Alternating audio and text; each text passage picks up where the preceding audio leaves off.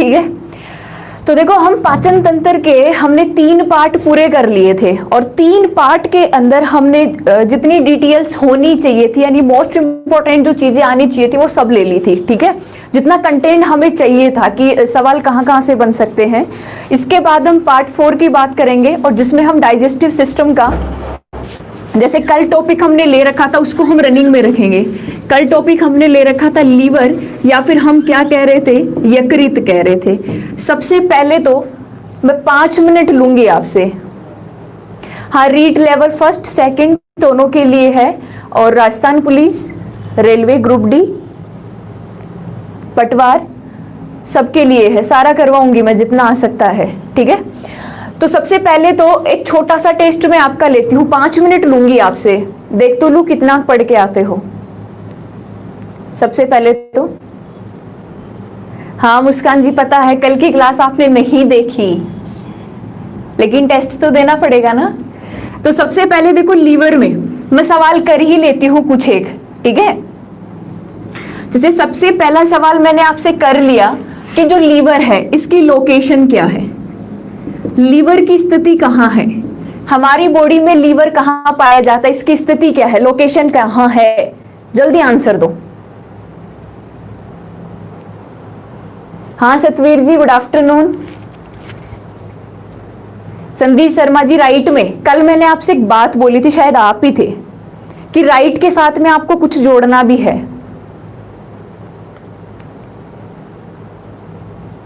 घनश्याम जी, शायद कल की क्लास नहीं देखी आपने। डिस्ट्रॉय ऑफ मैथ्स जी, ठीक है। बस इतने ही आंसर दोगे। आपसे सबसे बड़ी शिकायत है मुझे, और वो है कि आप शेयर नहीं करते वीडियो को। जितना ज्यादा शेयर करोगे क्लास उतनी ही इंटरेस्टिंग होगी। सीमा जी, हाँ जी बिल्कुल सही है।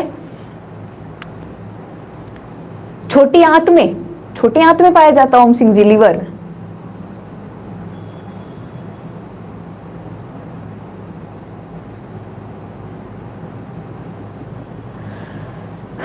मुस्कान नहीं आता। कल की क्लास वैसे ऑफलाइन देख लेते जब वीडियो सेव हो चुका था तो।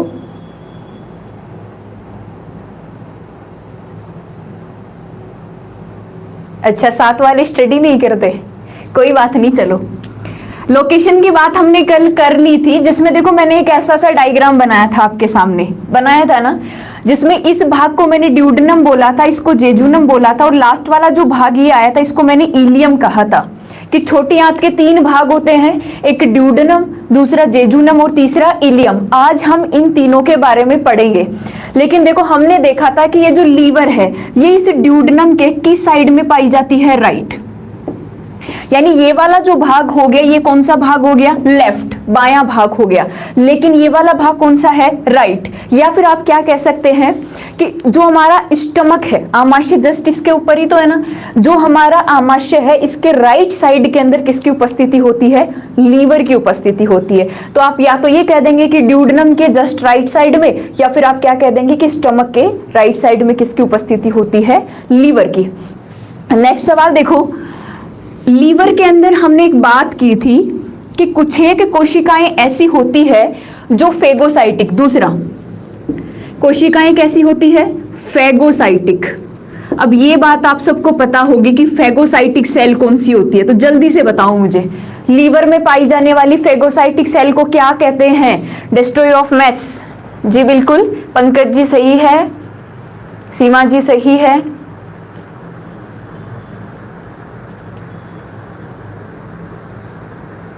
जी बिल्कुल। परवीन जी लेट हो गए क्या, गुड आफ्टरनून। कुफर सेल्स, वैभव सिंह जी बिल्कुल सही है। इसका मतलब पढ़ के तो आए हो।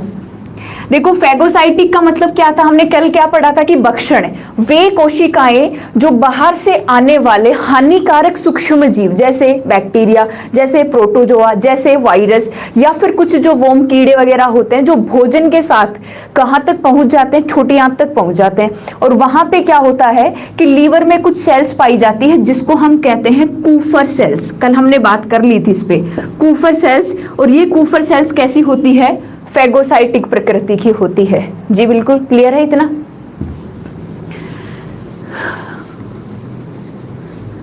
इसके बाद में देखो हमने लीवर के फंक्शंस की बात की थी कि लीवर का फंक्शन क्या होता है, तो आप मुझे बताएंगे कि फैट है ये जब फैटी एसिड में टूटती है, किसमें टूटती है? फैटी एसिड में। आपको पता ही है कि ये काम करता कौन है जी?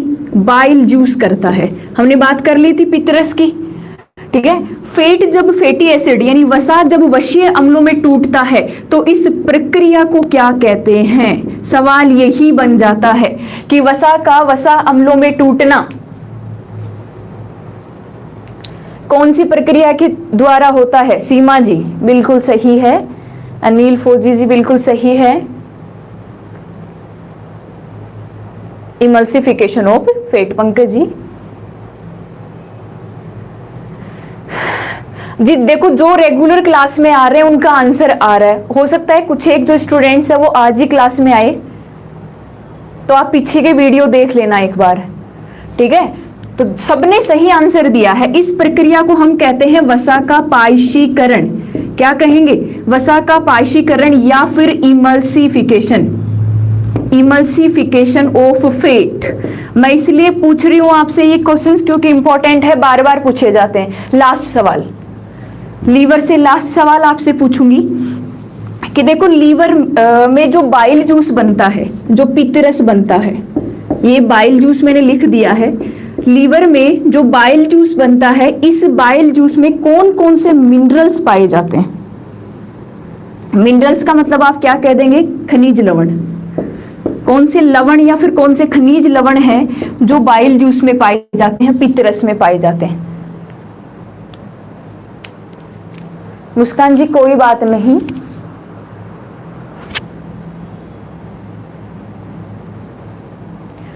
Pankaj ji sodium bicarbonate. हाँ एक और बताओ तो, दो थे ना। ओ डेस्ट्रॉयड ऑफ मैथ, बिल्कुल सही है। अनिल फौजी जी पोटेशियम नहीं, ये आयंस थे। मैं आपसे मिनरल पूछ रही हूँ, खनिज लवण पूछ रही हूँ, आयन भी पूछूंगी अभी, तैयार रहना। संदीप जी बिल्कुल सही है। अश्विनी जी पोटेशियम नहीं भेजना, एंड सोडियम कार्बोनेट नहीं होता, सोडियम बाइकार्बोनेट होता है और उसका फॉर्मूला होता है मुकेश जी NaHCO3। और सही है आपका, फॉर्मूला गलत लिख रहे हो ओम सिंह जी, Na2CO3 नहीं होता, सोडियम बाइकार्बोनेट NaHCO3 होता है। चलो हाँ विक्की जी ने बिल्कुल सही आंसर दिया है। तो अब देखो बाइल जूस में मिनरल्स दो पाए जा रहे थे जिनकी बात हमने कल कर ली थी, इंपॉर्टेंट है इसलिए बता रही हूं। सबसे पहला था आपका सोडियम बाइकार्बोनेट, सोडियम बाइकार्बोनेट, आपको नाम याद रखना है, नाम दिया हुआ मिलेगा, कार्बोनेट, सोडियम बाइकार्बोनेट। और जो दूसरा था ये था आपका sodium glycolate, sodium glycolate, sodium glycolate, याद रख लेना दोनों। सबसे पहले सोडियम बाइकार्बोनेट और दूसरा कौन सा था? Sodium glycolate. लास्ट सवाल, बाइल जूस में पाए जाने वाले आयंस कौन कौन से हैं? जल्दी आंसर दो, 1 मिनट भी नहीं है आपके पास। Copper, iron and potassium, destroyed of maths. जी बिल्कुल सही है। दिनेश जी राधे राधे, आंसर भी दे दो। अश्विनी जी सही है, सीमा जी सही है, परवीन सिंह राठौड़ जी आयरन के साथ और भी तो दो। संदीप श्योरान जी अच्छा आयरन एंड पोटेशियम, एक और छोड़ दिया आपने। चलो ठीक है, आंसर सही दिया है। वैसे तो आयंस कौन कौन से पाए जा रहे थे? सबसे पहले हमने देखा था कॉपर, और कॉपर का सिंबल क्या होता है? Cu। दूसरा हमने कौन सा देखा था? Iron Fe। और तीसरा हमने कौन सा देखा था? पोटेशियम। और हमने ये बात भी की थी कि पोटेशियम का जो सिंबल है ये क्या होता है? K होता है। क्लियर है इतना? हाँ गुड आफ्टरनून सभी को। चलो ये तो कुछ सवाल आपका लाइव टेस्ट मैंने लिया है कि देखिए आपका रेस्पॉन्स कैसा आ रहा है क्लास में। तो अच्छा पढ़ रहे हो, best of luck for your goal, ऐसे ही तैयारी करते रहो। अब देखो लीवर को ही हम रेगुलर रख रहे हैं क्योंकि लीवर में कुछ एक चीजें हैं वो बच गई थी। देखो सबसे पहले तो हमारा जो स्टोर फूड होता है, स्टोर फूड यानी हम क्या कहते हैं स्टोर फूड को, संचित भोजन। और बात भी कर चुके हैं हम पहले कि हमारा जो संचित भोजन होता है ये क्या होता है। हमने पहली क्लास में बात की थी कि हमारा जो कार्बोहाइड्रेट है, हमारा जो कार्बोहाइड्रेट है ये सबसे पहले किसमें टूट जाता है, ग्लूकोज में। और ग्लूकोज किसमें कन्वर्ट हो जाती है, ग्लाइकोजेन में। किसमें कन्वर्ट हो जाती है, ग्लाइकोजेन में। अब इसका मतलब क्या है, इसका मतलब क्या है कि कार्बोहाइड्रेट ग्लूकोज में टूट रहा है यहाँ पे, ठीक है, और ग्लूकोज किसमें टूट रही है, ग्लाइकोजेन में। रीजन क्या है इसका कि हमारी बॉडी के अंदर जो भोजन संचित होता है ये हमेशा किसकी फॉर्म में होता है, ग्लाइकोजेन। तो आपके सामने सवाल आ जाए कि हमारा संचित भोजन होगा तो कभी ग्लूकोज मत कर देना, आपको ऑप्शन में ग्लूकोज जरूर मिलेगा, ठीक है। तो ग्लूकोज क्या करता है, हमें एनर्जी दे सकता है, लेकिन ग्लाइकोजन के रूप में भोजन क्या हो सकता है, संचित हो सकता है। तो सवाल बन जाए कि हमारी बॉडी का ऐसा कौन सा ऑर्गन है जिसको स्टोर ऑर्गन के नाम से भी जानते हैं, तो आप क्या कह देंगे, लीवर यानी यकृत को कहा जाता है, जिसमें स्टोर फूड किसकी फॉर्म में होता है, ग्लाइकोजन की फॉर्म में। कहां से आता है, कार्बोहाइड्रेट किसमें कन्वर्ट होता है, ग्लूकोज में, और ग्लूकोज किसमें कन्वर्ट होता है, ग्लाइकोजन में। यहीं पे हमने क्या बात कर ली थी कि हिपैरिन प्रोटीन है या फिर प्रोथ्रोम्बिन जो प्रोटीन, सॉरी एल्ब्यूमिन जो प्रोटीन है, ये भी कहाँ बनती है, कहाँ आके बनती है, लीवर में आके बनती है। इसकी बात हमने कल कर ली थी। तो ये सारी चीजें हैं जो लीवर के बारे में हम पढ़ चुके हैं, ये एक पॉइंट आपका छूट गया था। आगे देखो, बाइल जूस हमने पढ़ ही लिया था, बाइल जूस कैसे काम करता है, पुनरुत्पादन भवन की क्षमता किसमें ज्यादा किसमें कम, इसकी बात कर ली थी। अब हम इंपॉर्टेंट एक ग्लैंड पढ़ते हैं जो हमारी कौन सी है, अग्नाशय। क्योंकि कल हमने डायग्राम में बात की थी कि लीवर के जस्ट लेफ्ट साइड की तरफ क्या पाया जाता है, अग्नाशय पाया जाता है, जिसे हम क्या कह सकते हैं, पैनक्रियाज। क्या कह सकते हैं, पैनक्रियाज। अब देखो अग्नाशय से भी बहुत अच्छे सवाल बनते हैं। कौन कौन से बनते हैं, सबसे पहले तो देखो अग्नाशय है क्या, एक प्रकार की ग्लैंड, यानी आप क्या कह सकते हैं, एक प्रकार की ग्रंथि। अब देखो ग्रंथि भी कैसी है, बहिस्रावी है, अंतःस्रावी है या फिर मिक्स ग्लैंड है। तो हमने पहले बात कर ली थी कि अग्नाशय है ये क्या बनाता है, एंजाइम। अग्नाशय क्या बनाता है, एंजाइम बनाता है। और अग्नाशय में कुछ सेल ऐसी पाई जाती है जो क्या बनाती है, हॉर्मोन्स बनाती है।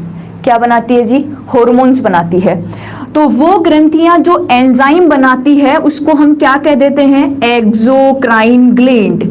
और एक्सोक्राइन ग्लैंड का मतलब क्या है, बहिस्रावी ग्रंथि। उसके बाद में देखो ये जो हॉर्मोन्स है ये स्रावित करने वाली ग्रंथियां कौन सी होती है, एंडोक्राइन, एंडोक्राइन ग्लैंड। और एंडोक्राइन ग्लैंड को आप क्या कह देते हैं, अंतःस्रावी ग्रंथि। अब अग्नाशय एंजाइम भी सिक्रेट कर रही है या फिर बना रही है, हॉर्मोन्स भी बना रही है, इसलिए हम इसको यहाँ पे क्या कह देते हैं, मिक्स्ड ग्लैंड। तो आपसे सवाल बन जाए कि सबसे बड़ी जो मिश्रित ग्रंथि है, मिक्स्ड ग्लैंड है, वो कौन सी है, तो आपका आंसर क्या आएगा, अग्नाशय यानी कि पैनक्रियाज। उसका कुछ भाग तो ऐसा होता है जो एक्सोक्राइन होता है और कुछ भाग ऐसा होता है जो कैसा होता है, ओम सिंह जी रुको रुको, और कुछ भाग ऐसा होता है जो कैसा होता है, एंडोक्राइन वाला भाग होता है। अब देखो यहां से एक सवाल ये भी कर लेना कि ये जो अग्नाशय है ये दूसरी बड़ी ग्रंथि है, दूसरी बड़ी ग्रंथि। केवल इतना ही सवाल बन जाए कि एक्सोक्राइन, एंडोक्राइन और मिक्स की बात नहीं करे तो पहले तो सबसे बड़ी ग्रंथि कौन सी थी, कल हमने बात कर ली थी, लीवर, यकृत। और उसके बाद में दूसरी बड़ी ग्रंथि कौन सी होती है, अग्नाशय। और पहली बड़ी मिक्स्ड ग्लैंड कौन सी होती है, अग्नाशय होती है। दो सवाल यहां से हमारे क्लियर हैं। अब देखो आगे आगे इसमें होता क्या है कि किस तरीके से अग्नाशय है वो काम करता है। अच्छे सवाल बनते हैं। सपोज दैट कि जैसे मान लो कि मैंने ये मान लिया कि ये हमारा अग्नाशय है, पैनक्रियाज है, अग्नाशय, ये हमारा अग्नाशय हो गया। अब जैसे इसका मैंने दो पार्ट बना दिए, ये ए भाग है और ये कौन सा भाग है, बी भाग है। मैंने कह दिया जी ये जो बी वाला भाग है ये है अंतःस्रावी भाग, अंतःस्रावी भाग। और इसके बाद में जो ये ए वाला भाग है ये कैसा है, बहिस्रावी भाग, एक्सोक्राइन, बहिस्रावी भाग। यानी कि अग्नाशय ग्रंथि को मैंने दो पार्ट्स में डिवाइड कर दिया, एक बहिस्रावी भाग और एक कौन सा, अंतःस्रावी भाग। इस अग्नाशय का जो बहिस्रावी वाला भाग है ये क्या बनाएगा, एंजाइम्स बनाएगा। तो मैंने लिख दिए यहां पे एंजाइम बनेंगे और यहां पे क्या बनेंगे, हार्मोन्स बनेंगे, हार्मोन्स बनेंगे। अब देखो अग्नाशय का ये जो ए वाला भाग है ये क्या करता है, एक जूस सिक्रेट करता है जिसे हम कहते हैं अग्नाशयी रस। हम किस नाम से जानते हैं, पैनक्रियाटिक जूस या फिर अग्नाशयी रस के नाम से। ठीक है, ये जो अग्नाशयी रस है ये पर डे, प्रतिदिन लगभग 2 लीटर स्रावित होता है।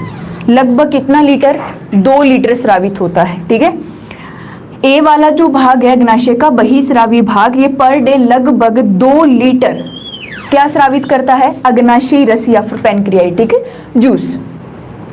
अब देखो इस अग्नाशयी रस की बात करते हैं अपन, मैं एक बार इसको मिटा देती हूँ। ठीक है, ये जो अग्नाशयी रस है इसकी प्रकृति कैसी होती है, जैसे हमने कल बात कर ली थी कि जो बाइल जूस है, पित्त रस है, उसकी प्रकृति कितनी होती है, कैसी होती है, क्षारीय।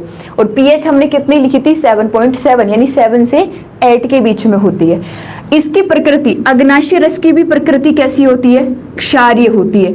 यानी ये भोजन का कौन सा मीडियम बनाते हैं, क्षारीय मीडियम बनाते हैं। और यदि इसकी पीएच की हम बात करें तो देखो इसकी पीएच आपको कहीं 8.3 लिखी हुई मिलेगी और कहीं पे कितनी मिलेगी, 8.4। तो ऑप्शन पे डिपेंड करता है कि या तो आपको 8.3 देखने को मिल रही है या फिर कितनी मिल रही है, 8.4। और इसका मतलब क्या हो गया कि अगर पीएच का मान 7 से ज्यादा जा रहा है तो वो कैसा हो जाता है, क्षारीय हो जाता है। मतलब हमारा जो पैनक्रियाटिक जूस है वो क्षारीय प्रकृति का है और पीएच इसकी हो गई 8.3 या फिर आप कितनी बोल रहे हैं, 8.4 बोल रहे हैं। कितना स्रावित होता है पर डे, लगभग 2 लीटर। अब इस अग्नाशयी रस से दूसरा सवाल क्या बनता है कि ये जो अग्नाशयी रस है, आपसे सवाल ये पूछा जाएगा कि ऐसा कौन सा जूस है, कौन सा रस है जिसे पूर्ण पाचक रस कहा जाता है, पूर्ण पाचक रस किसे कहा जाता है। तो आपका आंसर आना चाहिए अग्नाशयी रस। आंसर क्या आना चाहिए, अग्नाशयी रस। हमारा जो पैनक्रियाटिक जूस है वो लास्ट में पूर्ण पाचन करवाता है, इसीलिए इसको हम क्या कह देते हैं, पूर्ण पाचक रस कह देते हैं। ठीक है, इसके बाद में आगे की बात करो, सवाल ये भी बन जाता है कि ऐसा कौन सा रस है, जूस है जिसमें सबसे ज्यादा एंजाइम्स देखने को मिलते हैं। ऐसा कौन सा रस है जिसमें सबसे ज्यादा एंजाइम्स देखने को मिलते हैं। तो भी आपका आंसर क्या आएगा, अग्नाशयी रस, पैनक्रियाटिक जूस। देखो अग्नाशयी रस अग्नाशय के बहिस्रावी भाग से स्रावित होता है। ठीक है, पर डे लगभग 2 लीटर स्रावित होता है। प्रकृति क्षारीय होती है जिसकी पीएच का मान 8.3 या फिर आपको कितना मिलेगा, 8.4 भी मिलेगा। इसी रस को हम क्या कह देते हैं, पूर्ण पाचक रस। क्यों कहते हैं, क्योंकि इसमें सबसे ज्यादा क्या पाए जाते हैं, एंजाइम्स पाए जाते हैं। आपको पता होगा कि लास्ट के अंदर जो पूर्ण पाचन की क्रिया है वो कहाँ जाके होती है, छोटी आंत में। और छोटी आंत में कौन काम करता है, आपका पित्त रस। अब हमने एक चीज क्लियर कर ली थी कि पित्त रस में कोई एंजाइम नहीं पाया जाता। पित्त रस करता क्या है, पित्त रस का काम ये होता है कि वो फैट को किस में बदल देता है, फैटी एसिड्स में। तो जितने भी लास्ट में जो एंजाइम बच जाते हैं, जो कार्बोहाइड्रेट का पाचन करेंगे, जो प्रोटीन का पाचन करेंगे, जो लिपिड का पाचन करेंगे, वो सब किस में पाए जाते हैं, अग्नाशयी रस में। इसीलिए सबसे ज्यादा एंजाइम्स किस में पाए जाते हैं जी, अग्नाशय में पाए जाते हैं। ठीक है, इसके बाद में देखो, याद रख लेना इतना। अब आप पूछ ही लोगे कि वो एंजाइम कौन कौन से होते हैं जो अग्नाशयी रस में पाए जाते हैं। तो अग्नाशयी रस में पाए जाने वाले एंजाइम की बात करेंगे हम। एंजाइम जो अग्नाशयी रस में पाए जाते हैं, देखो सबसे पहला जो एंजाइम है इसको हम कह देते हैं ट्रिप्सिन। मैं पहले चर्चा कर चुकी हूं कल ही की क्लास में। क्या कह देते हैं? ट्रिप्सिन। दूसरा जो एंजाइम है इसको हम क्या कहते हैं? लाइपेज। क्या कह देंगे? लाइपेज। और तीसरा जो एंजाइम है इसको हम कह देंगे एमाइलेज। अब देखो एमाइलेज टाइलिन कहाँ पाया जा रहा था? लार में भी पाया जा रहा था, ठीक है। और एमाइलेज कहाँ भी पाया जा रहा है? अग्नाशयी रस में। ये 3 प्रकार के एंजाइम आपको मोस्टली देखने को मिलते हैं। ट्रिप्सिन होगा, लाइपेज होगा और कौन सा होगा? एमाइलेज होगा। अब ये ट्रिप्सिन करता क्या है? कल बात कर ली थी, मैं फिर से बता देती हूँ। देखो हमारी जो प्रोटीन है, यहां से दिख रहा है ना सबको, ठीक है, दिख रहा है। हमारी जो प्रोटीन है ये पहले किस में तोड़ी जाती है? पेप्टोन्स में। पेप्टोन्स या फिर पॉलीपेप्टाइड। और पेप्टोन्स के बाद में ये तोड़ी जाती है एमाइनो एसिड में। एमाइनो एसिड या फिर आप इसको क्या कह सकते हैं? अमीनो अम्ल। एमाइनो एसिड या फिर आप क्या कह सकते हैं? अमीनो अम्ल। अब यहाँ पे हम 2 एंजाइम लिखेंगे। प्रोटीन जब पेप्टोन्स में टूटती है, कहाँ टूटती है? आमाशय में। और आमाशय में कौन सा एंजाइम काम करता है? Pepsin enzyme. तो यहाँ पे जो एंजाइम आएगा वो कौन सा आएगा? पेप्सिन। अभी जैसे चैप्टर खत्म होगा तो लास्ट में मैं सारे एंजाइम एक साथ लिख के उनका काम सामने लिख दूंगी ताकि क्लियर हो जाएगा। आप स्क्रीनशॉट ले लेना तो कभी नहीं भूलोगे उस चीज को, ठीक है। प्रोटीन को पेप्टोन्स में, प्रोटीन पेप्टोन्स में कहाँ टूटती है जी? आमाशय में, स्टमक में। और यहाँ पे काम कौन करता है? पेप्सिन करता है। अब जब इन पेप्टोन्स को किसमें तोड़ा जाता है? एमाइनो एसिड में। तो ये कहाँ जाके टूटते हैं? छोटी आंत में। और छोटी आंत में इन पे काम कौन कर रहा होता है? ट्रिप्सिन, जो कहाँ से स्रावित होता है? अग्नाशय से। तो यहां आप क्या लिख देंगे? ट्रिप्सिन। तो पहले का काम क्लियर हो गया। प्रोटीन को पेप्टोन्स में पेप्सिन तोड़ेगा और पेप्टोन्स को एमाइनो एसिड में कौन तोड़ेगा? ट्रिप्सिन तोड़ेगा, ठीक है। अब देखो हम यहां पे किसकी बात करेंगे? मैं मिटा रही हूं इसको, ठीक है।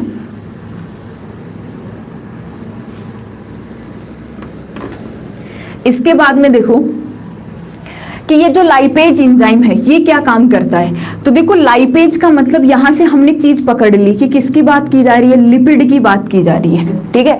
तो लाइपेज क्या करता है कि जो फैट है या फिर आप क्या कह सकते हैं जो लिपिड है, देखो फैट या लिपिड को पहले फैटी एसिड में तोड़ा गया, फैटी एसिड्स। और फैटी एसिड्स में किसने तोड़ा इसको? वसा को वशीय अम्लों में किसने तोड़ा?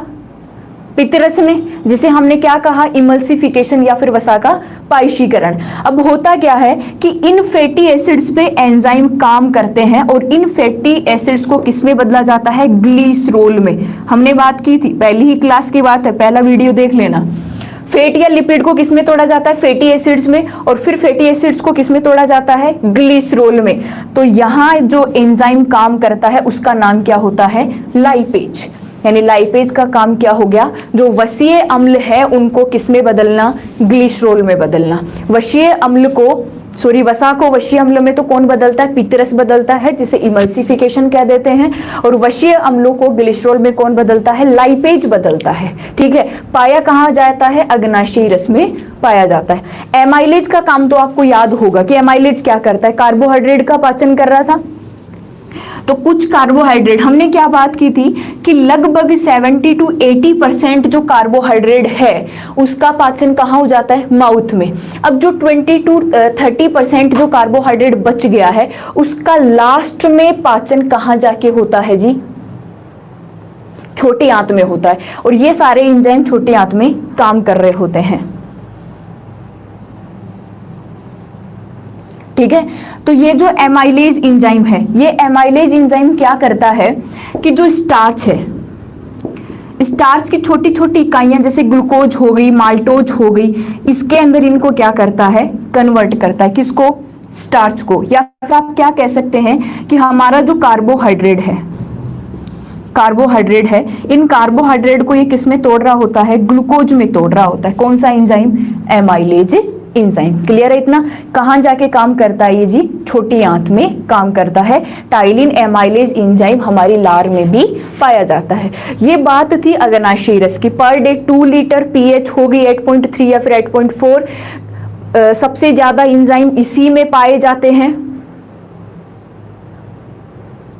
ठीक है।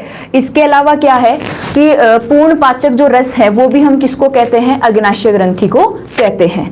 अब देखो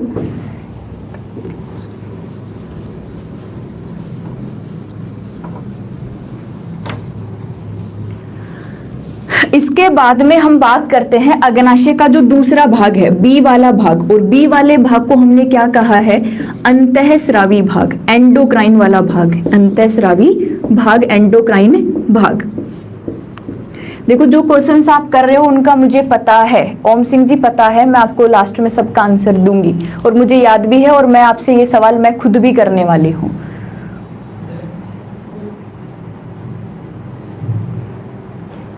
ये क्या नाम है, मौर्य जी, क्या बोल रहे हैं आप?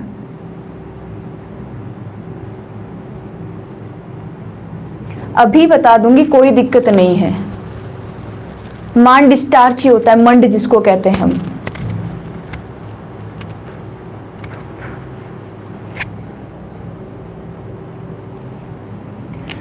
अब देखो ये जो अंतःस्रावी भाग है ये क्या सिक्रेट कर रहा था, हार्मोन्स सिक्रेट कर रहा था, हार्मोन्स। रीजन है कि जो सवाल आप कर रहे हो यदि मैं बीच में ले लूंगी तो थोड़ा टाइम उसमें चला जाएगा और हमारा जो रनिंग में जो टॉपिक है वो दिमाग से थोड़ा आउट भी हो सकता है, तो ध्यान रखना। हाँ, आपके क्वेश्चन लास्ट में टाइप कर देना आप। अंतःस्रावी भाग क्या सिक्रेट करता है, हॉर्मोन्स सिक्रेट करता है। ये हॉर्मोन्स कहाँ से सिक्रेट होते हैं, इसके लिए आपको देखना पड़ेगा कि जो अग्नाशय है हमारा, जो ये अग्नाशय है, अग्नाशय के अंदर क्या है कि अलग अलग प्रकार की कोशिकाएं पाई जाती है। देखो कुछ कोशिकाएं ऐसी होती है जिनको कहा जाता है अल्फा सेल्स, क्या कहेंगे, अल्फा सेल्स। कुछ कोशिकाएं ऐसी होती है जिसको हम क्या कहेंगे, बीटा सेल्स, और कुछ कोशिकाएं ऐसी होती है जिसको हम डेल्टा या फिर गामा सेल्स के नाम से भी जानते हैं। कहाँ पाई जाती है, अग्नाशय ग्रंथि के अंतःस्रावी भाग में। देखो इन कोशिकाओं की खोज एक वैज्ञानिक थे जिसका नाम था लेंगरहेंस। पूछ लिया जाता है कि अग्नाशय के अंतःस्रावी भाग में पाई जाने वाली अल्फा सेल, अल्फा कोशिका, बीटा सेल, बीटा कोशिका, या फिर डेल्टा सेल, डेल्टा कोशिका, या फिर गामा कोशिका, इनकी खोज किसने की थी? तो सबसे पहले एक वैज्ञानिक थे जिनका नाम क्या था, लेंगरहेंस। इसीलिए इन कोशिकाओं को कहा जाता है लेंगरहेंस की द्वीपिकाएं, लेंगरहेंस की द्वीपिकाएं। तो आपके सामने यदि सवाल आ जाए कि लेंगरहेंस की जो द्वीपिकाएं हैं वो कहाँ उपस्थित होती है, अग्नाशय में पाई जाती है, कौन कौन सी होती है, अल्फा सेल होती है, बीटा सेल होती है, और कौन सी होती है, डेल्टा सेल होती है। इसीलिए इन सबको मिला के हम क्या बोलते थे, लेंगरहेंस की द्वीपिकाएं। अब देखो ये जो अलग अलग कोशिका है ये अलग अलग हार्मोन का सिक्रेशन करती है, अलग अलग हार्मोन का सिक्रेशन करती है। अब देखो वो अलग अलग हार्मोन कौन कौन से होते हैं, जैसे मान लो कि अल्फा, सबसे पहले मैंने 3 हार्मोन लिखे हैं आपके सामने। एक हार्मोन होता है आपका ग्लूकागोन, एक हार्मोन कौन सा होता है, ग्लूकागोन हार्मोन।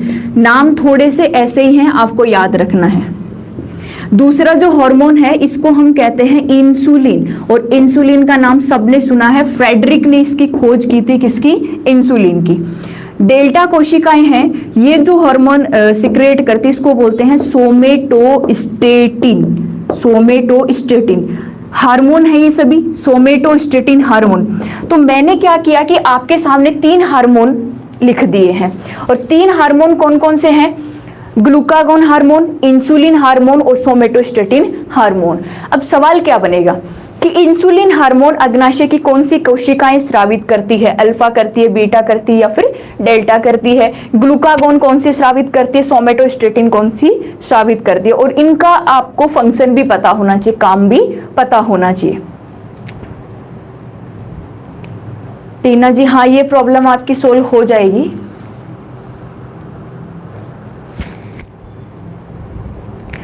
अब देखो यहाँ पे सबसे पहले मैं किसकी बात कर लेती हूँ, अल्फा सेल की, अल्फा कोशिकाओं की, कि अल्फा सेल है वो कौन सा हार्मोन सिक्रेट करती है। तो उस हार्मोन का नाम क्या है, ग्लूकागोन हार्मोन। आपको इसी तरीके से याद रखना है, अल्फा कोशिका जो हार्मोन स्रावित करती है उसे हम ग्लूकागोन हार्मोन कहते हैं।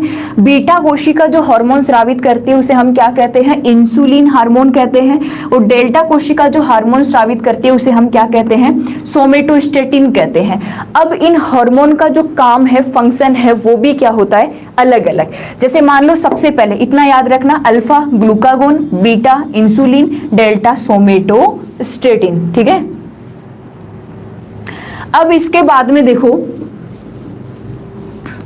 कि हर एक हार्मोन का अलग से काम होता है, हर एक हार्मोन का क्या होता है, अलग अलग काम होता है। जैसे सबसे पहले हमने किसकी बात कर ली, इंसुलिन हार्मोन की, इंसुलिन, क्योंकि पहले हमें यही पढ़ना पड़ेगा, इंपॉर्टेंट है, याद रखना इस चीज को। इंसुलिन हार्मोन कौन सी कोशिकाएं स्रावित करती है, मैं ब्रैकेट में लिख देती हूं, बीटा सेल्स। अग्नाशय में जो बीटा सेल्स पाई जाती है, ये कौन सा हार्मोन स्रावित करती है, इंसुलिन हार्मोन। देखो इसकी जो खोज है, ये एक फ्रेडरिक नामक वैज्ञानिक थे, उन्होंने की थी सबसे पहले किसकी खोज, इंसुलिन हार्मोन की खोज। अब देखो ये इंसुलिन हार्मोन करता क्या है, अभी हमने क्या बात की कि जो ग्लूकोज है, ये ग्लूकोज तो हमें क्या देती है, ऊर्जा देती है। और अगर एक्स्ट्रा ग्लूकोज हमारी बॉडी में है, यदि एक्स्ट्रा क्लास आपकी बॉडी में है, तो ये ग्लूकोज आपकी बॉडी में है, तो इस ग्लूकोज को किस में बदला जाता है, ग्लाइकोजन में बदला जाता है। अब आपसे पिछली सवाल कर भी रहे थे कि मैडम ग्लूकोज को ग्लाइकोजन में कौन बदलता है, ये ग्लाइकोजन है क्या, संचित अवस्था है, भोजन की संचित अवस्था, जो कहाँ संचित होती है, यकृत में जाके, ठीक है। तो ग्लूकोज को ग्लाइकोजन में बदलने का जो काम है, ये कौन कर रहा होता है जी, इंसुलिन हार्मोन। कौन कर रहा होता है, इंसुलिन हार्मोन। तो आपसे पूछ लिया जाए कि इंसुलिन हार्मोन का काम क्या है, तो आप क्या कहेंगे, ग्लूकोज को किस में बदला जाता है, ग्लाइकोजन में। और ग्लूकोज है क्या, एक ऊर्जा का रूप है जो हमें एटीपी के रूप में क्या प्रदान करती है, ऊर्जा प्रदान करती है। हाँ, फिजिक्स और केमिस्ट्री की क्लास भी लगेगी आपकी, ठीक है, क्योंकि एक कोर्स है जो आप सेल कर सकते हैं, कंप्लीट साइंस का, 1 ईयर वैलिडिटी होगी उसकी।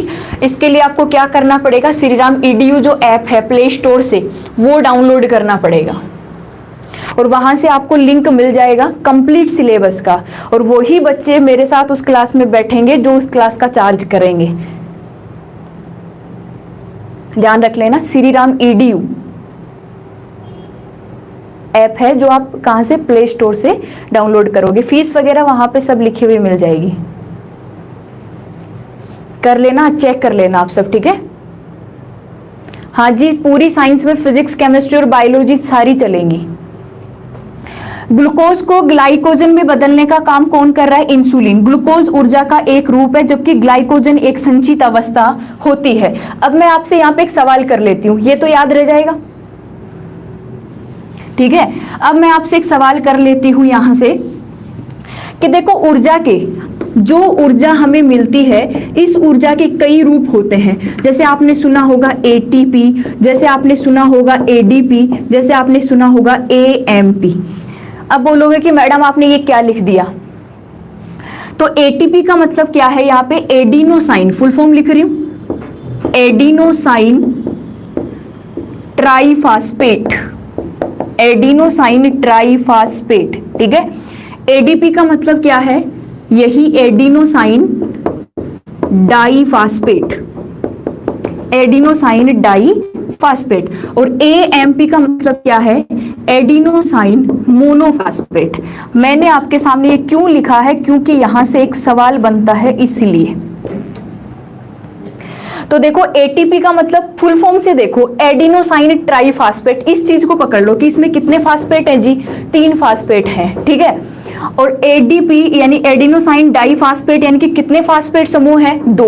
और AMP का मतलब कितने फास्फेट समूह है, 1। बनता कैसा है, देखो सबसे पहले बनती है AMP, यहाँ पे एक फास्फेट अणु और जुड़ जाता है तो ये बन जाती है ADP, फिर से एक फास्फेट अणु और जुड़ जाता है तो ये क्या बन जाती है, ATP, यानी मोनोफॉस्फेट। एक और फॉस्फेट जुड़ गया तो कितने हो गए, 2, तो हमने क्या बोल दिया, ADP यानी कि डाइफॉस्फेट। फिर से एक फास्फेट और जुड़ गया तो ये क्या हो गया, ATP यानी कि ट्राइफॉस्फेट। मैंने सवाल क्या पूछना है, सवाल ये है कि इनमें से ऊर्जा का जो स्थायी रूप है वो कौन सा है और कौन सा रूप है जो हमें ऊर्जा देता है। पहला तो आपको क्या बताना है कि जो स्थायी रूप है, जिस रूप में ऊर्जा संचित होती है, और दूसरा रूप जो हमें ऊर्जा प्रदान करता है, दो सवाल आपसे बन सकते हैं कि ऊर्जा का कौन सा रूप है जो स्थायी होता है, जो स्टोर हो सकता है किसी जगह पर, वो रूप कौन सा है? ओम सिंह जी सही आंसर है जी। क्लास की फीस है 499 रुपए, और आप वहां पे देख लेना, Shri Ram EDU app download कर लेना प्ले स्टोर से। ATP स्टेपल, सीमा जी बिल्कुल सही है। टीना जी नहीं, मुस्कान बिल्कुल सही है। चलो आंसर आ ही गया है, परवीन जी ने दे दिया है। स्थायी का मतलब क्या है? स्टेबल। हम बहुत बार ये बोल जाते हैं मुंह से कि ऊर्जा हमारी बॉडी में संचित होती है, किस रूप में? ATP के रूप में। यानी ऊर्जा का संचित रूप कौन सा हो गया? ATP। लेकिन ऊर्जा हम जो काम में लेते हैं वो ऊर्जा का रूप कौन सा होता है? ADP। यानी जब हमें ऊर्जा की रिक्वायरमेंट होती है तो पहले ATP को किस में बदला जाता है? ADP में, और फिर हमें क्या मिलती है? ऊर्जा मिलती है। क्लियर है इतना? याद रख लेना, स्थायी रूप ATP और जो हमें ऊर्जा प्रदान करता है वो रूप कौन सा होता है जी? ADP। अब देखो आगे, इंसुलिन हार्मोन की बात हो चुकी है। अब देखो होता क्या है कि यदि इंसुलिन हार्मोन की कमी हो गई, यदि इंसुलिन हार्मोन की कमी हो गई तो इंसुलिन हार्मोन की कमी से एक रोग हो जाता है। कमी से होगा क्या? जल्दी से आंसर दो कि इंसुलिन हार्मोन की कमी से होने वाला रोग। अर्चना जी जब कमेंट्स देखूंगी सारे तो मैं रिप्लाई कर दूंगी। डायबिटीज, डायबिटीज कौन सा होता है? डायबिटीज दो प्रकार का होता है, डायबिटीज मेलिटस और डायबिटीज इंसिपिडस। यहाँ पे कौन सा होता है? मधुमेह रोग। मधुमेह भी कौन सा? देखो डायबिटीज लिख रहे हैं कई बच्चे, तो मैं बता देती हूं कि ये जो डायबिटीज है ये भी कितने प्रकार का होगा? दो प्रकार का। एक डायबिटीज मेलिटस होता है और एक डायबिटीज इंसिपिडस होता है। इनमें से कौन सा है? इंसुलिन हार्मोन की कमी से होने वाला रोग, मधुमेह या फिर डायबिटीज? डायबिटीज में भी मेलिटस होगा या फिर इंसिपिडस होगा? Mellitus. Pankaj ji diabetes mellitus. ओम जी बिल्कुल सही है, भूल गए थे क्या थोड़ा सा? देखो इंसुलिन हार्मोन की जब कमी हो गई तो वहां पे जो रोग होता है उसको हम डायबिटीज मेलिटस कहते हैं। ध्यान रखना ऑप्शन में दोनों मिलेगा, डायबिटीज मेलिटस और डायबिटीज इंसिपिडस।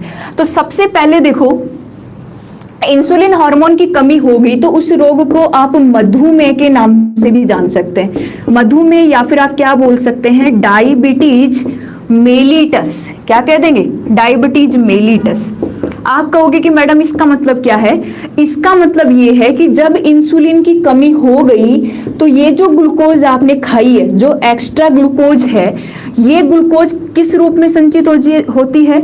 ग्लाइकोजन के रूप में। कहाँ जाके? यकृत में जाके। और ग्लूकोज को ग्लाइकोजन में कौन बदलता है? इंसुलिन बदलता है। अब यदि इंसुलिन की कमी हो गई तो ग्लूकोज किस में नहीं बदल पाती? ग्लाइकोजन में। और होगा क्या कि इस ग्लूकोज का स्तर बढ़ जाएगा किसमें?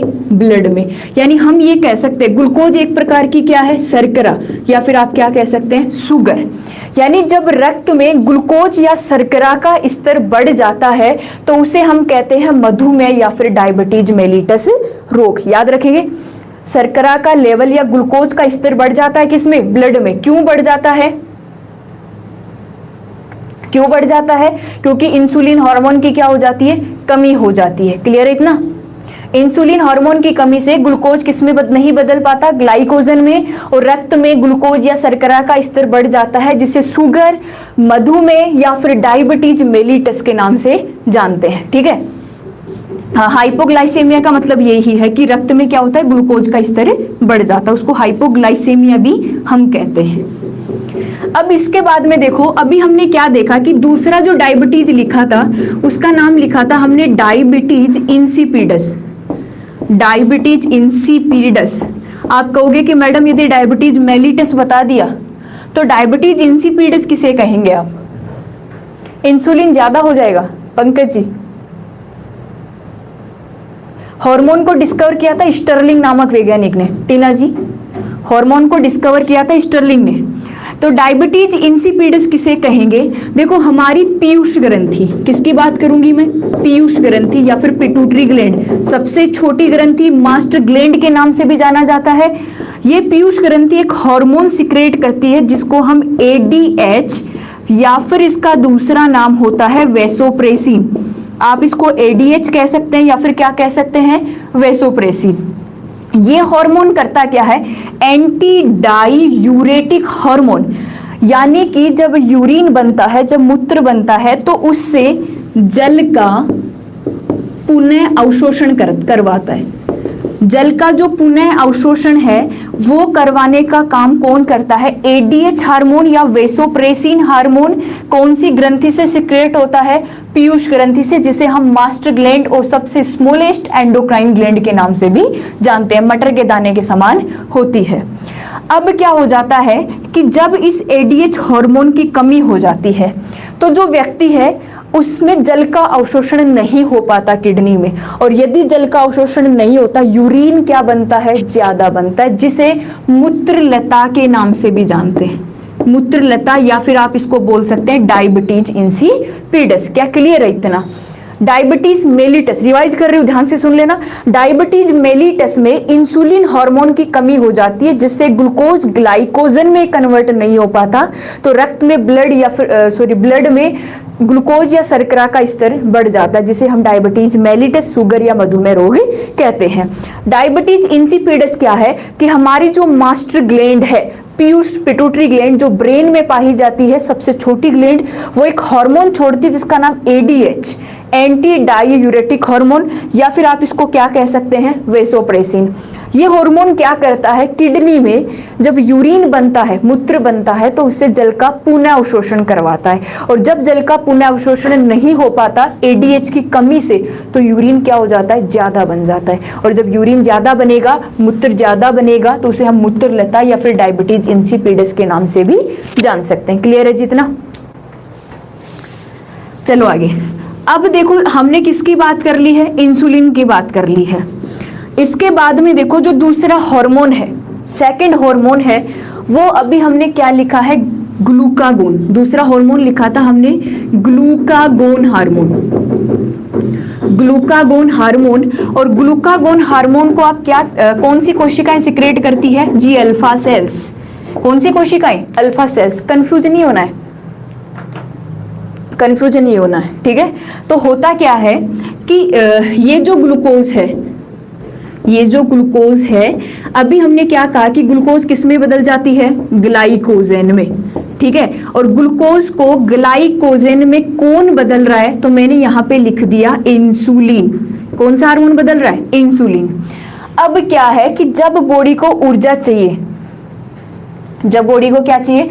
ऊर्जा चाहिए, तो इस ग्लाइकोजन को वापस किस में बदला जाता है? ग्लूकोज में। कारण क्या है? देखो ये ग्लूकोज है। क्वेश्चंस ऐसे भी बन सकते हैं कि हमारी बॉडी का ईंधन, फ्यूल ऑफ ह्यूमन बॉडी, मानव शरीर का ईंधन किसे कहते हैं? तो आंसर आता है ग्लूकोज को कहते हैं। क्यों कहते हैं? क्योंकि ग्लूकोज हमें क्या देती है? ऊर्जा। मान लो अब हमने खाना नहीं खाया, तो हमारी जो संचित खाना है वही तो हमें ऊर्जा देगा, और संचित कौन सा है? ग्लाइकोजन। अब ग्लाइकोजन तो ऊर्जा दे नहीं सकता क्योंकि ये तो संचित भोजन है, तो ऊर्जा के लिए ग्लाइकोजन को किस में बदला जाएगा? ग्लूकोज में। और ग्लाइकोजन को ग्लूकोज में बदलने का काम करेगा ग्लूकागोन हार्मोन। ग्लूकागोन, थोड़ा सा ऐसा हो गया होगा ग्लूकोज ग्लाइकोजन, ठीक है, ऐसा हो जाता है, लेकिन आप इतना याद रखेंगे ग्लाइकोजन और ग्लूकागोन दोनों एक दूसरे से मैच खा रहे, तो ग्लाइकोजन को ग्लूकोज में कौन कन्वर्ट करेगा? ग्लूकागोन। और ग्लूकोज को ग्लाइकोजन में कौन कन्वर्ट करेगा? इंसुलिन। यानी कि इंसुलिन हार्मोन और जो ग्लाइकोजन हार्मोन है, सॉरी ग्लूकागोन हार्मोन है, एक दूसरे के अपोजिट काम करते हैं, ठीक है? इंसुलिन जब ग्लूकोज को ग्लाइकोजन में बदलेगा, तो ग्लूकागोन ग्लाइकोजन को किस में बदलेगा जी? ग्लूकोज में बदलेगा, और फिर ये ग्लूकोज हमें क्या देगी? एनर्जी देगी। जब ग्लूकागोन की कमी हो गई, अर्चना जी क्या बात है, बताओ तो सही, तब रिप्लाई देंगे ना, ठीक है? जब ग्लूकागोन की कमी हो गई तो ये ग्लाइकोजन किस में कन्वर्ट नहीं हो पाएगी, ग्लूकोज में, और हमारी बॉडी में वीकनेस जल्दी आएगी, कमजोरी जल्दी आएगी। जैसे मान लो आप रनिंग कर रहे हो तो किसी का स्टिग्मा इतना होता है कि वो बहुत डिस्टेंस कवर कर लेता है, और कई बार क्या होता है कि कईयों के साथ ऐसा होता है कि थोड़ी देर जाते ही हमें सांस फूलने लगती है और पेन होता है, वीकनेस सी आ जाती है। इसका मतलब क्या है कि हमारी बॉडी के अंदर जो ग्लूकोज है वो हमें उतनी एनर्जी नहीं दे पा रही जितनी देनी चाहिए थी। दोबारा देख लो, ग्लूकोज को ग्लाइकोजन में बदलता है इंसुलिन। ग्लूकोज हमें ऊर्जा देती है जबकि ग्लाइकोजन एक संचित रूप है। ग्लाइकोजन क्या है, एक संचित रूप है। ये ग्लाइकोजन है, इसको किस में बदला जाता है, ग्लूकोज में। किस लिए, जब हमें फिजिक्स एंड केमिस्ट्री कौन टीच कराएंगे, आप या फिर अदर टीचर। देखो मेरा जो बैच है उसमें मैं ही करवाऊंगी, और मैंने बता दिया है आपको प्ले स्टोर से श्रीराम EDU ऐप डाउनलोड करना है, वहां पे आपको सारी नोटिफिकेशंस मिल जाएगी। तो ग्लाइकोजन किस में बदलता है, ग्लूकोज में। कौन बदलता है, ग्लूकागोन हार्मोन। क्लियर है जी, ये हो गया ग्लूकागोन हार्मोन का काम। अब आप कहेंगे कि मैडम तीसरा हार्मोन और बच गया। हाँ बताएंगे ADH को दोबारा। तीसरा हार्मोन कौन सा है, सोमेटोस्टेटिन। सोमेटोस्टेटिन ये हार्मोन क्या करता है, सोमेटोस्टेटिन हार्मोन। ज्यादा कुछ स्पेसिफिक काम नहीं है इसके सोमेटोस्टेटिन के, लेकिन फिर भी ये काम में आता है। कहाँ आता है जी, सोमेटोस्टेटिन कहाँ आता है? आप शेयर नहीं करते वीडियो को।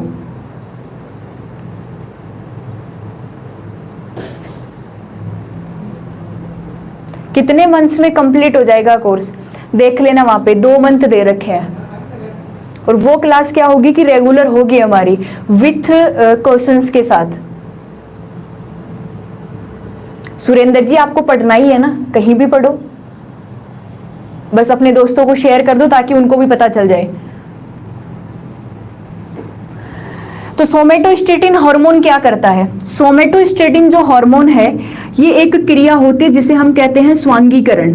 सबने नाम सुना होगा, स्वांगीकरण की क्रिया। ये क्या होती है, स्वांगीकरण, एसिमिलेशन जिसको हम बोल सकते हैं, एसिमिलेशंस या फिर स्वांगीकरण।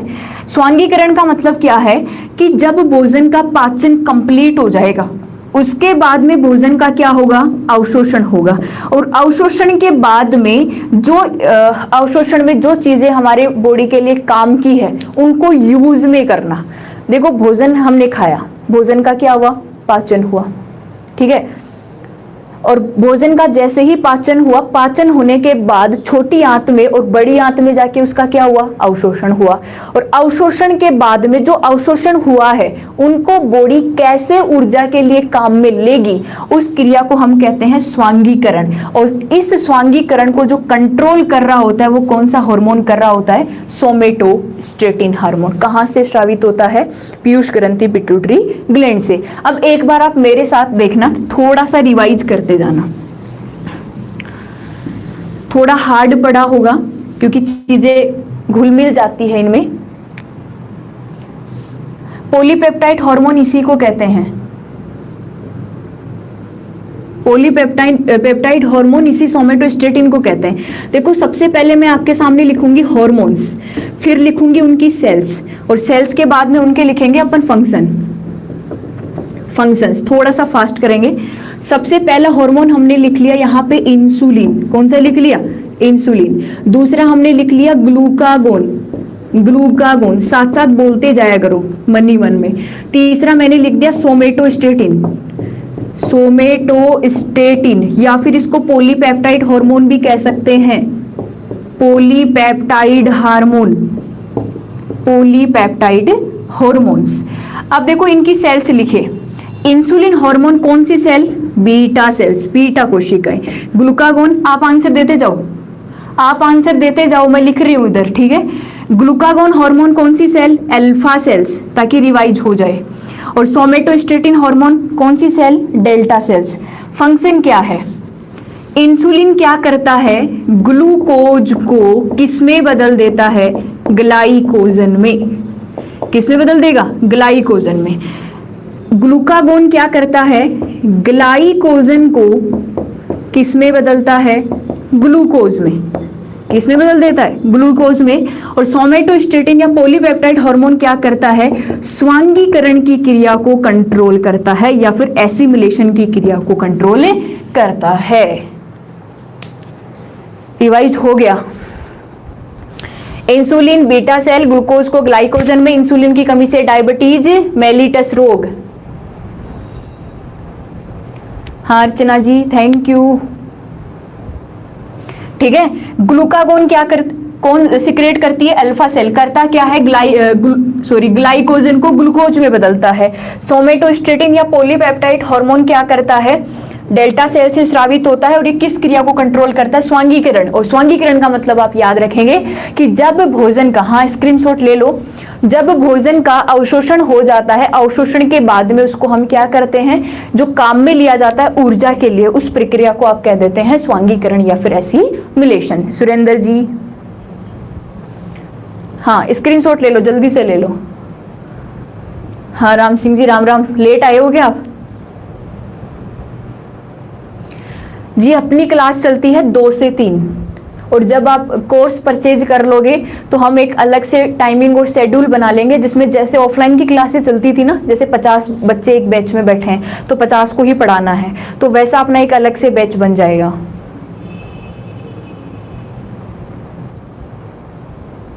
एल्ब्यूमिन का कार्य बताया था ना मैंने आपको, इम्यूनिटी सिस्टम में काम करता है। ब्लड वाला चैप्टर नहीं पढ़ा क्या? क्लियर है? चलो आगे मिटा देती हूँ, स्क्रीनशॉट ले लिया होगा। अब देखो ये हमारा जो अग्नाशय है इसके बहुत से काम थे जिनकी बात हमने कर ली है। अब एक बार टाइम भी होने वाला है, चलो थोड़ी सी बात कर लेते हैं अपन छोटी आंत की। स्मॉल इंटेस्टाइन, छोटी आंत, अग्नाशय के बाद में छोटी आंत या फिर हम किसके बारे में पढ़ेंगे? स्मॉल इंटेस्टाइन के बारे में। छोटी आंत या फिर स्मॉल इंटेस्टाइन। अब देखो ये नाम से ही छोटी आंत कहा जाता है, लेकिन जो हमारी स्मॉल इंटेस्टाइन है इस तरीके से पाई जाती है, ठीक है, इस तरीके से कुंडलित फॉर्म में। इस स्मॉल इंटेस्टाइन की यदि हम लंबाई की बात करें तो लगभग 7 से 7.5 मीटर लंबाई होती है किसकी? छोटी आंत की, ठीक है। स्क्रीनशॉट में आपकी पिक आ जाती है तो कोई प्रॉब्लम है क्या? चलो छोटी आंत स्मॉल इंटेस्टाइन की लंबाई कितनी है? 7 से 7.5 मीटर। अब देखो हमारी जो स्मॉल इंटेस्टाइन है इसके 3 भाग हैं, मैं तीनों भाग के नाम लिख रही हूँ। इसके 3 भाग कौन कौन से हैं? सबसे पहला भाग जो है उसको हम कहते हैं ड्यूडनम। क्या कहते हैं? ड्यूडनम। और दूसरा जो भाग है इसको हम क्या कह देते हैं? जेजुनम। और तीसरे भाग को आप क्या कह देते हैं? Ileum. Ileum, duodenum, jejunum, ileum. इससे कई सवाल बनते हैं। जैसे ये सबसे पहला भाग है, मैंने इसको डी से लिख दिया, समझ जाओगे आप ड्यूडनम। दूसरा भाग है इसको मैंने लिख दिया जेजुनम, जे से, समझ जाओगे। तीसरा भाग है मैंने इसको आई या फिर ई से लिख दिया, तो ये कौन सा हो गया? हमारा इलियम वाला भाग हो गया। अब इसका काम क्या है? इसका काम क्या है? स्मॉल इंटेस्टाइन के 3 भाग ड्यूडनम, जेजुनम और इलियम के काम क्या है?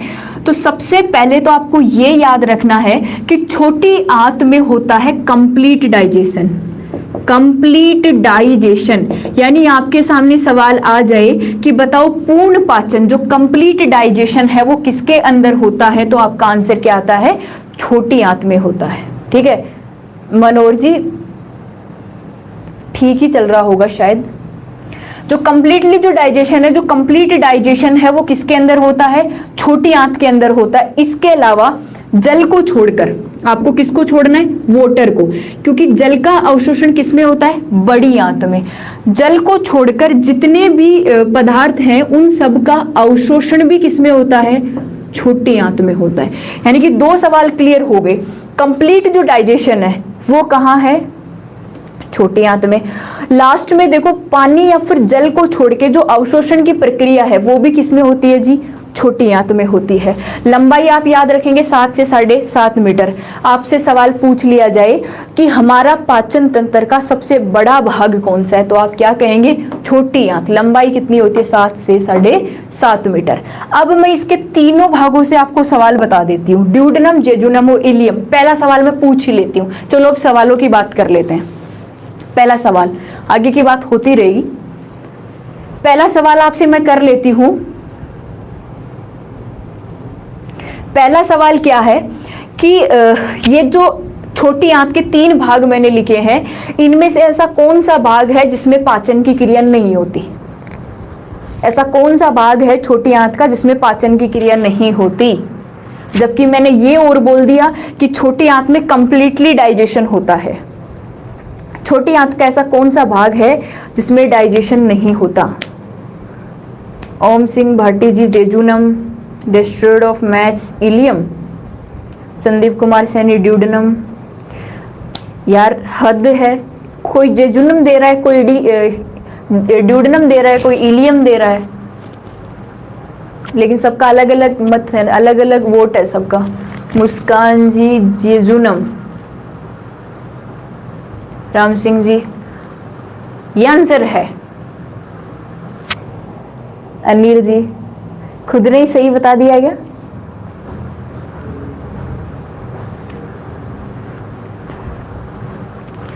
एक बात तो मैं आपको बोलना चाहती हूं, आप पढ़ बहुत ध्यान से रहे हो।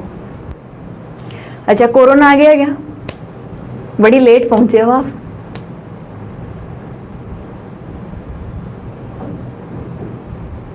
आप अच्छे से पढ़ते जाओ, देखते हैं कैसे साइंस से नहीं आती है। एक दिन हाथ में होगी ये चीज भी।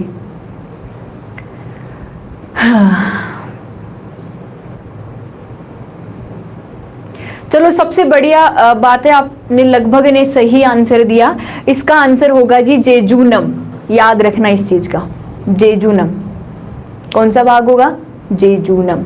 कईयों का सही है, बहुत से लोगों का सही है। जिनका सही है वो अपने आप में प्राउड फील करो कि हाँ यार, बिना बताए हमने आंसर दिया है, इसका मतलब चीजें हमारी क्लियर है।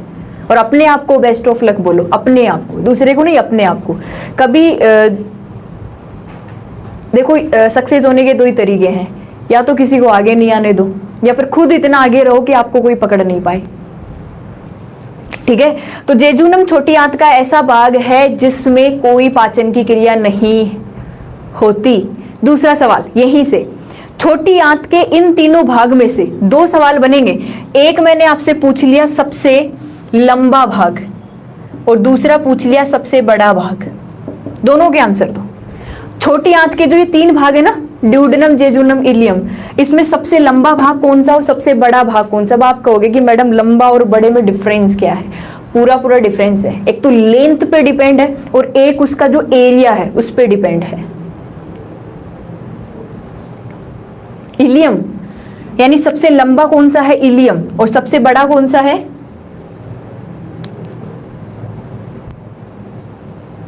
आपको आंसर फर्स्ट और सेकंड में ऐसे देना है कि लंबे का आंसर देना है और फिर बड़े का देना है, मैं समझ जाऊंगी। इलियम सबसे लंबा, सुशील जी। और सबसे बड़ा कौन सा है?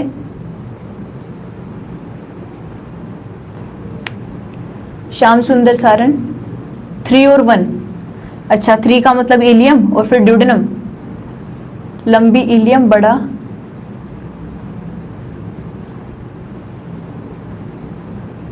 क्या टाइप कर दिया आपने? Indian navy. मुस्कान, लंबा इलियम और बड़ा ड्यूडेनम। अच्छा,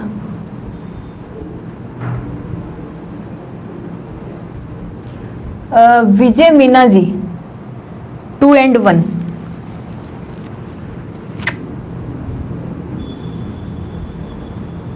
एक तो सही आंसर दो।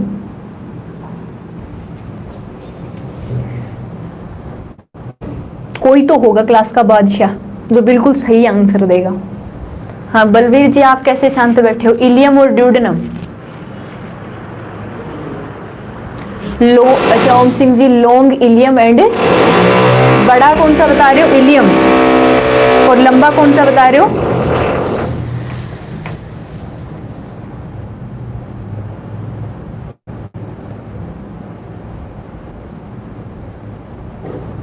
ड्यूडेनम तो आएगा ही नहीं, आपको आंसर देना है थर्ड एंड सेकंड में से। इलियम एंड ड्यूडेनम, ड्यूडेनम तो आएगा ही नहीं।